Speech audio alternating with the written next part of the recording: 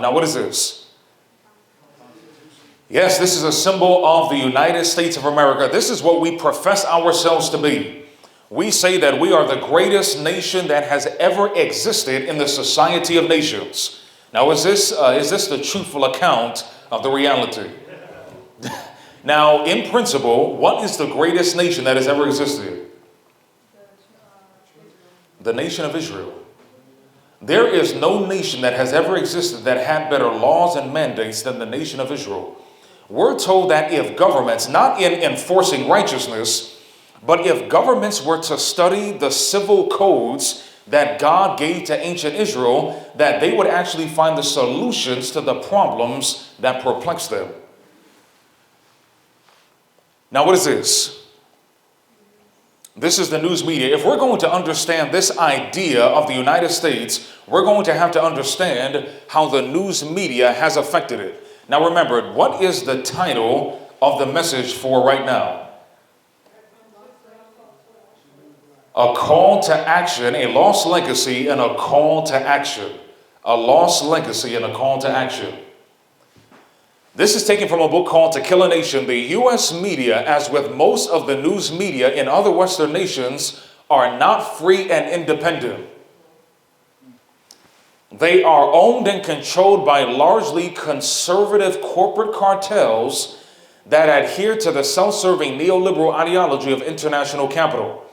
The goal of these political economic elites is to transform the world into a what?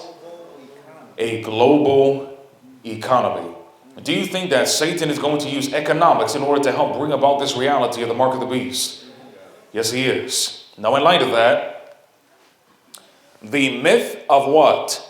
Has anybody ever heard of the idea of American exceptionalism?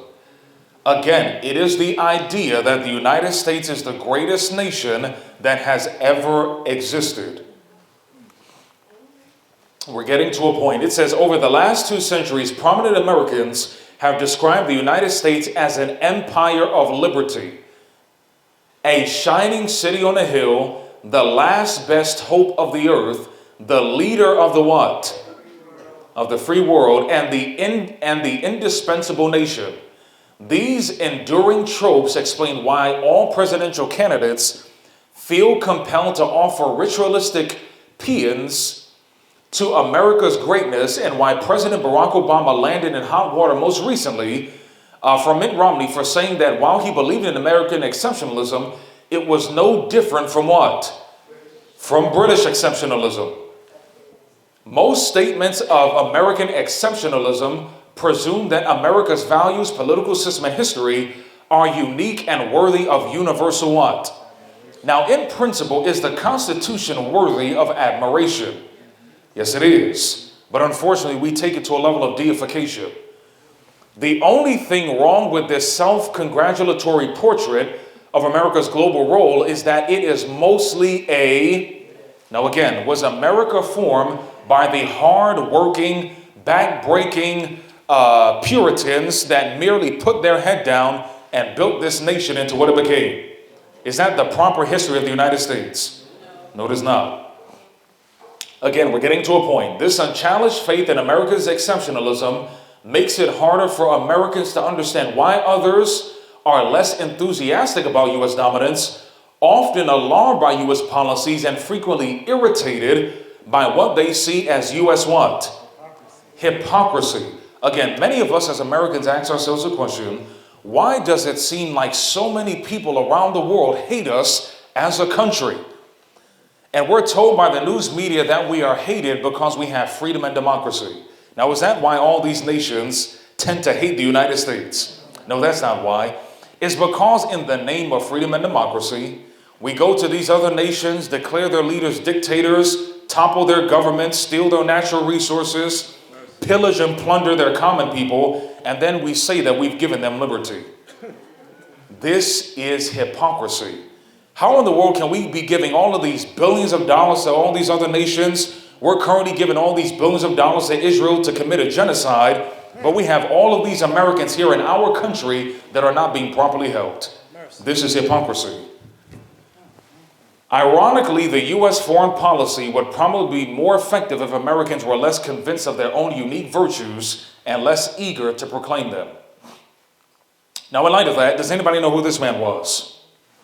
A man by the name of C.P. Bowman. He was a Seventh-day Adventist author around the turn of the 20th century. We're getting to a point before we close. It says, the thoughts thus expressed by Judge Ferris are right in line with the flag salute introduced in many places in the public schools. In this salute, the pupils are required to say, we give our heads and our hearts to God and our country, one language, one flag. Bending the knee in reverence is an act of what? Wow. Hence, it is an act that might very properly be refused on what? Notice what C.P. Bowman says. The Romans held that the state was what? Indeed, the Roman state was the chief divinity. I wonder if we as Americans have been conditioned to believe that the state is divine. Mercy. But God forbid that a like idea should ever attach to this government in the minds of what? American citizens. Notice what he goes on to say. There is nothing divine about the flag. I'll read that again. There is nothing divine about the flag. Only as the flag stands for liberty and justice is it worthy of respect. And we mentioned this before. You see, many of our Seventh-day Adventist pioneers and forefathers around the turn of the 20th century were considered unpatriotic because of how they used to speak about the United States. Now, do we as Seventh-day Adventists still talk like this as a whole as it relates to the United States? We do not speak like this. And mind you, was C.P. Bowman some woke black person? No, C.P. Bowman was just a white brother that was seeking to faithfully serve the Lord. Amen.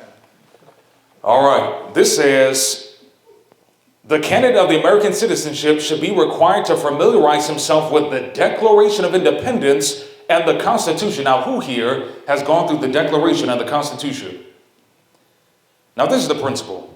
If we don't read the Bible, is Satan more readily able to deceive us?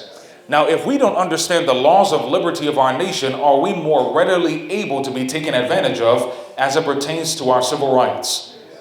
Yes. He should advocate a policy of education, not one of meaningless form and hollow profession. All right, so this is talking about Christian nationalism. Simply put, Christian nationalism is a cultural framework that idealizes and advocates a fusion of Christianity and American civic life. It says, as we will show, it includes assumptions of nativism, white supremacy, patriarchy, along with divine sanction for authoritarian control and militarism. Notice, it is as ethnic and political as it is what? So you see, this Christian nationalism that is being brought into the forefront is not only religious despotism, but it also has roots in white supremacy. Does that make sense? Yes. All right. Now, this is a man by the name of Samuel Johnson. He was a British intellectual in the 18th century. Notice what the man says. Now, does he have a confused look on his face? Now, let's see why dear brother Samuel is so confused. Notice why brother Samuel is so confused. We are told that the subjection of Americans may tend to the diminution of our own liberties. That's what that's supposed to say. An event which none but very specious politicians are able to foresee. If slavery be thus fatally contagious, how is it that we hear the loudest yelps for liberty among the drivers of Negroes? So the reason why brother Samuel was so confused, because he was over in England in the 18th century, and he was hearing all of these white Americans in the United States crying about liberty while at the same time they had slaves. Now, is that a contradiction and great hypocrisy?